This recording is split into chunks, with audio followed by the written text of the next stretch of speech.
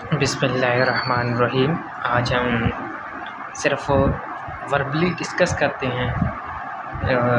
एक बहुत अहम टॉपिक है मेडिकल के हवाले से, जिसे हम ऑक्सीजनेशन कहें या रेस्पिरेशन कहें। तो ऑक्सीजनेशन या रेस्पिरेशन के साथ दूसरे कौन से सिस्टम है बॉडी के जो बहुत अहम है, जो बहुत इंक्लूडेड सिस्टम है, वो दूसरे एक दो सिस्टम हैं, उनको भी हम वर्बली डिस्कस करेंगे। तो मेन हमारा जो टॉपिक है वो है रेस्पिरेशन, जिसे ऑक्सीजनेशन कहें। ऑक्सीजनेशन ऐसे क्यों कहते हैं? क्योंकि जो रेस्पिरेशन का अमल है उसमें हमारे लिए ऑक्सीजन लेना बहुत अहम है। और रेस्पिरेशन के अंदर एक और बात भी होती है जिसे एक्सहेल दी कार्बन डाइऑक्साइड भी हम करते हैं, क्योंकि ज़्यादा कार्बन डाइऑक्साइड हमारे अंदर डिसऑर्डर या ख़तरनाक साबित हो सकती है। तो इसलिए रेस्पिरेशन का अमल हम करते हैं। तो रेस्पिरेशन में क्या होता है? ऑक्सीजन का इनटेक होना, इनहेल होना, और कार्बन डाइऑक्साइड का एक्सहेल होना। इससे ये भी पता चलता है कि जो कार्बन डाइऑक्साइड है वो क्या है, हमारी वेस्ट प्रोडक्ट है जिसे हम एक्सहेल करते हैं। तो इसे हम वेस्ट प्रोडक्ट में शामिल कर सकते हैं। और उसके बाद और मैंने कहा कि तो दूसरे सिस्टम है वो भी इनके साथ इंक्लूडेड है। वो कौन से हैं और कैसे हैं, उसके हवाले से भी हम थोड़ा डिस्कस करेंगे। तो दूसरे जो सिस्टम है वो बहुत अहम कार्डियोवैस्कुलर सिस्टम, जो बहुत लिंक्ड है रेस्पिरेशन के साथ और ऑक्सीजनेशन के लिए। और दूसरा जो है वो है इम्यून सिस्टम। तो हमारी बॉडी के अंदर इम्यून सिस्टम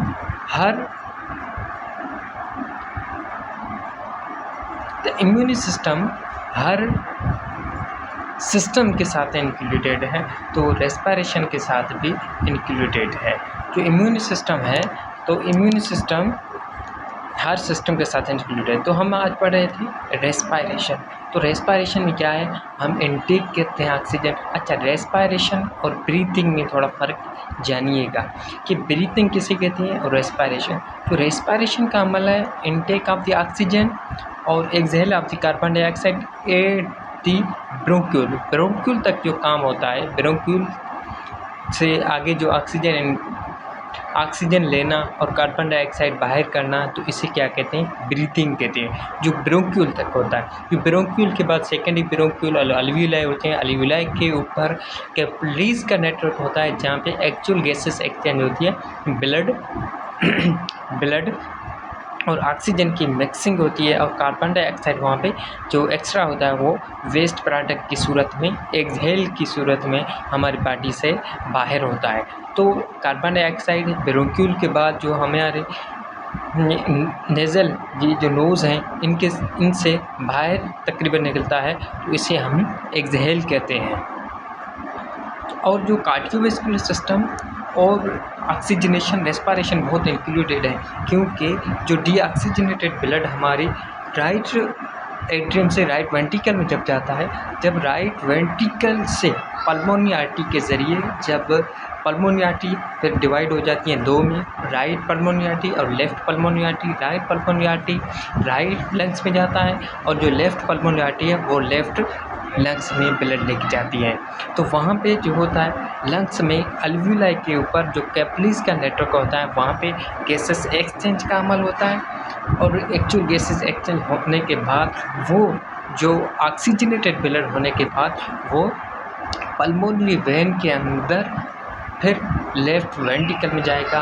वहाँ से ब्लड सिस्टमिक एओर्टा के ज़रिए पूरी बॉडी को ऑक्सीजनेटेड ब्लड मिलेगा।